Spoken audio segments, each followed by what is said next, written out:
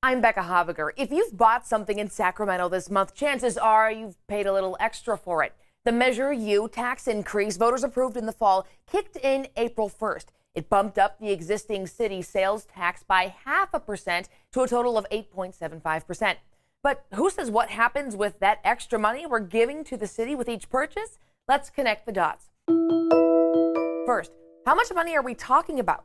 The city expects about $94 million per year in Measure U revenue. How will it be used? Sacramento Mayor Darrell Steinberg says he wants the funds to help create jobs, address homelessness, increase affordable housing, and improve low-income communities within the city. So who chooses where that money goes?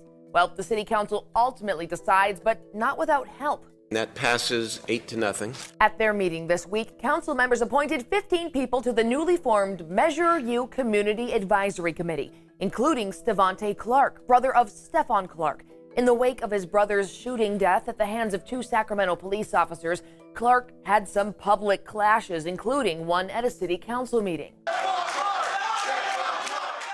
I think a lot of people see me jumping on the mayor's desk, and I think they don't pay attention to the exact words that I said after that. The rent is too high, the gang banging has to stop, and the poverty is uncontrollable. Clark says he was having a hard time coping with the loss of his brother, and he has since emerged as a community activist. You know, we had a very well-documented incident, after the tragedy involving his brother. But, he and I have since become friends. He's a good young man, and he wants to contribute. The city purposely chose a diverse slate of candidates for the Measure U Community Advisory Committee, so a variety of voices will be discussing how to best use this tax revenue. I want to make sure that we follow through on the promise I laid out, that if we ask for this extra money, we're going to invest it largely in growing a modern, inclusive economy.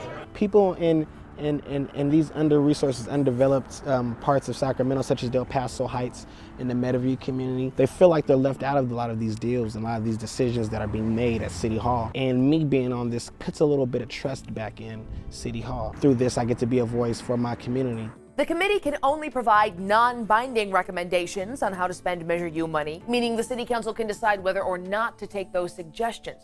Even though we're paying the increased tax now, the city won't start seeing that extra revenue until June, once the money makes its way from the store to the state and back to the city, a process that takes about 2 months.